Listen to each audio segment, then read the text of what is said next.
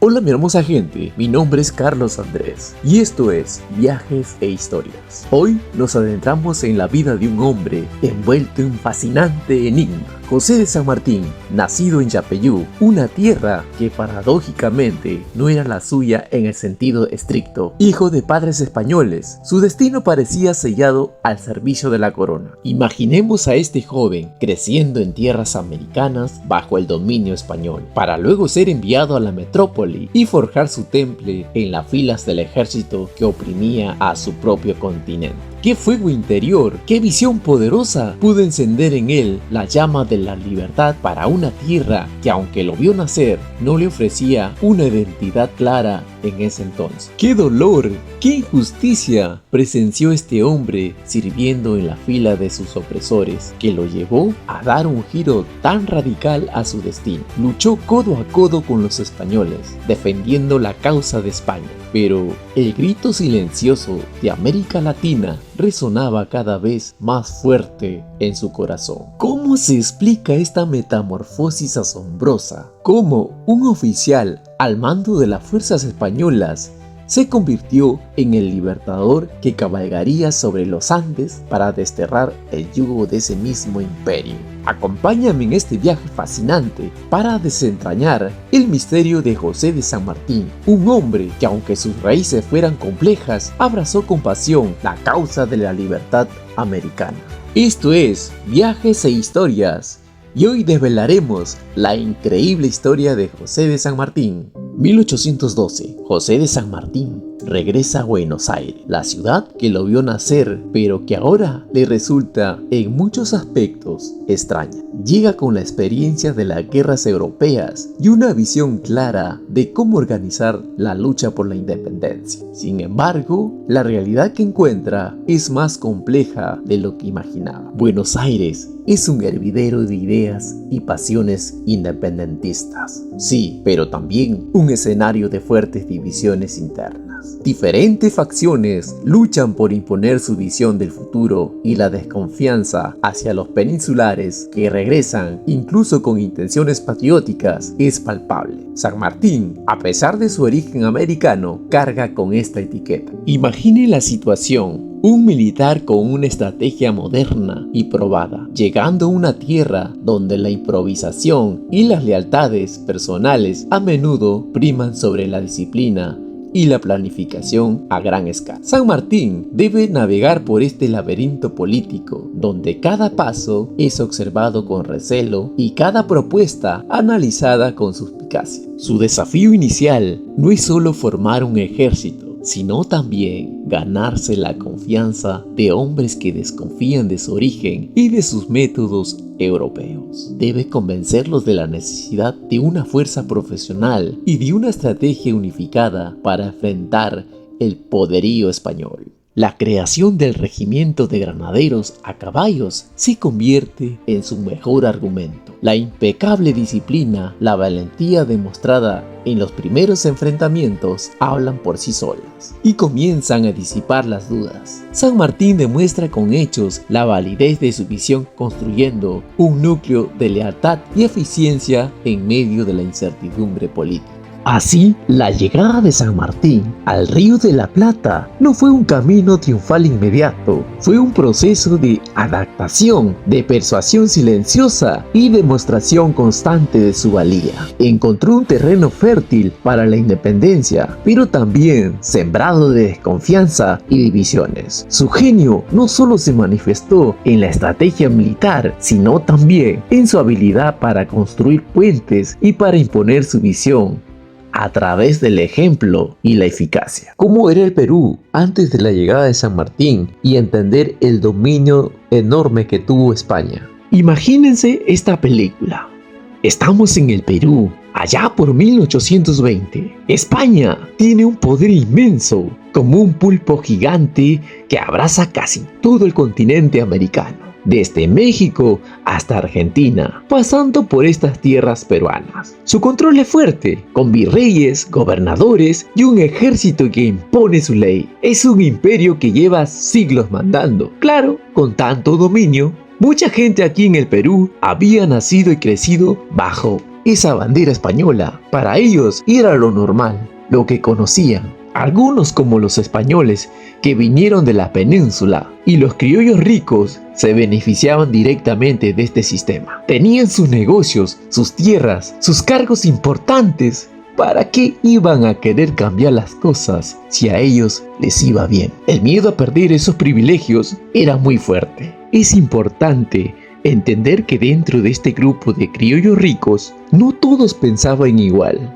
Existía una aristocracia criolla, con grandes propiedades y fuertes lazos con el gobierno español, que temía perder sus estatus. Pero también había una burguesía criolla, compuesta por comerciantes, intelectuales y profesionales, que se sentían limitados por las políticas de España y buscaban mayor autonomía y oportunidades. Piensen en la incertidumbre. ¿Qué iba a pasar si echábamos a los españoles? ¿Quién iba a mandar ahora? ¿Habría peleas entre nosotros? Muchos preferían lo malo conocido que lo bueno por conocer. Era como estar en una casa vieja, pero segura, y que te digan que te mudes a una nueva que no sabes si se va a caer a pedazos. Pero por otro lado, había muchísima gente que ya no aguantaba más. Los intelectuales, los que leían libros de otros países donde la gente era más libre, soñaban con un Perú donde nosotros mismos nos gobernemos, donde no tengamos que obedecer órdenes que vienen desde tan lejos. Y dentro de los que anhelaban la independencia, los patriotas, también habían diferentes motivaciones. Algunos criollos, influenciados por las ideas de la Ilustración, buscaban un gobierno propio basado en la libertad y la igualdad.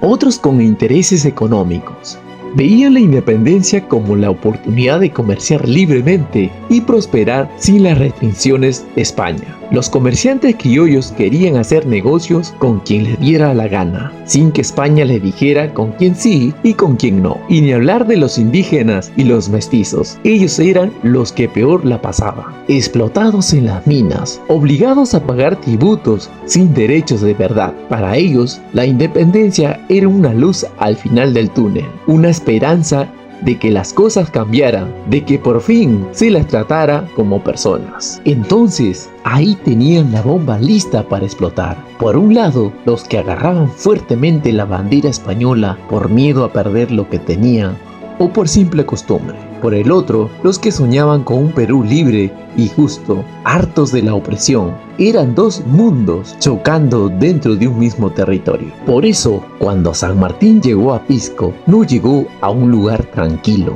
llegó a un avispero donde la gente estaba dividida, con miedo, con esperanza, con rencores acumulados. Su gran desafío no fue solo pelear contra los soldados españoles, sino convencer a todos estos peruanos que, a pesar de sus diferencias, tenían un futuro mejor si se unían. Imagínense la tarea titánica que tenía por delante. Era como tratar de juntar agua y aceite, pero con la promesa de que juntos podían construir algo mucho más grande y valioso. ¿Se entiende mejor ahora cómo estaban las cosas antes de que San Martín empezara a mover sus fichas? Era un escenario complejo y lleno de tensiones, y fue precisamente al observar esta profunda división, al ser testigo del sufrimiento y la marginación de tanta gente en América, y al abrazar los ideales de libertad e independencia que resonaban en su corazón, que José de San Martín tomó la firme decisión de oponerse al dominio español y luchar con todas sus fuerzas por la emancipación de estas tierras. El clamor de un nuevo mundo, la proclamación de la independencia. Cierra los ojos por un instante y viaja conmigo a la Lima de 1821. Siente la brisa cálida que llega del Pacífico.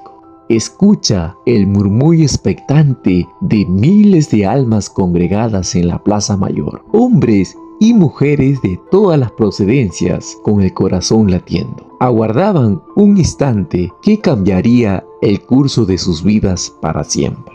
Criollos que soñaban con una patria propia. Mestizos que anhelaban ser reconocidos, indígenas que recordaban un pasado de grandeza. Incluso algunos esclavos vislumbrando una rendija de esperanza en la oscuridad de su opresión.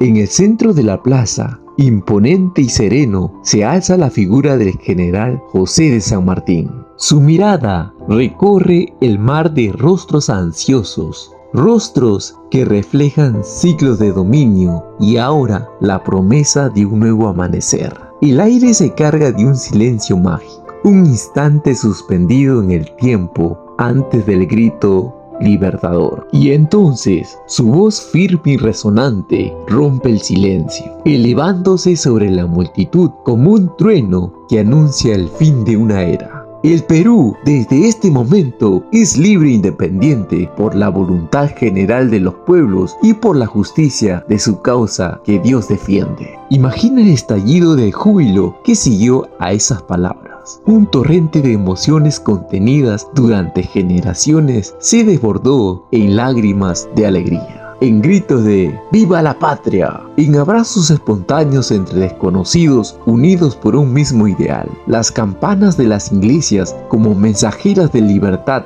repicaron con fuerza, mientras el estruendo de las salvas de honor celebraba el nacimiento de una nación. En ese momento, la Plaza Mayor, que durante tanto tiempo había sido el símbolo del poder colonial, se transformó en el epicentro de la liberación. Cada rostro iluminado por la esperanza, cada voz que coreaba la libertad, era un testimonio del espíritu indomable del pueblo peruano. Con el juramento solemne que siguió, el compromiso con la independencia se grabó en el alma de la ciudad, extendiéndose como una onda expansiva hacia todos los rincones del Perú. El silencio del exilio, el eco de la libertad, los últimos años de San Martín. Pero el camino hacia la independencia total aún era largo y sinuoso. San Martín, estratega y visionario, supo que la unidad era clave. Tras su histórico encuentro, dejó en manos de Bolívar la culminación de la gesta libertadora y emprendió un viaje hacia el exilio europeo. Visualiza ahora a San Martín en la tranquila costa de Boulogne-sur-Mer, en Francia, contemplando las olas del Canal de la Mancha. Quizás su mente viajaba a través del océano, recordando las cumbres andinas, el fragor de las batallas, los rostros de aquellos que lucharon a su lado. Aunque la paz lo rodeaba, seguramente una sombra de melancolía lo acompañaba al estar lejos de la tierra que había ayudado a nacer. En compañía de su hija Mercedes y sus nietas, transmitió el legado de sus ideales, el amor por esa América que llevaba en el corazón. Les contó historias de valentía y sacrificio, asegurando que la llama de la libertad que él había ayudado a encender nunca se extinguiera. Finalmente, en aquel rincón tranquilo de Francia, el corazón del libertador dejó de latir el 17 de agosto de 1850. Pero su muerte no significó el olvido. Al otro lado del Atlántico, en las naciones que él había ayudado a liberar, la noticia resonó como un profundo sentimiento de gratitud y reconocimiento. Su nombre ya era leyenda, un faro de inspiración para las generaciones futuras. Aunque sus restos descansaron por un tiempo lejos de su tierra, su espíritu siempre sobrevoló los cielos de América, recordándonos el coraje de aquellos que lucharon por un sueño de libertad. Su historia, desde el grifo emancipador en la Plaza Mayor de Lima hasta su silencioso adiós en la costa francesa, es un testimonio imborrable del poder de la voluntad y la trascendencia de la lucha por la independencia. Bueno, mi linda gente, esta fue la historia de José de San Martín. Una linda historia. Les invito a ver mis más videos y compartan el video. Y no olviden suscribirse. Nos vemos, linda gente, en el próximo video. Chao.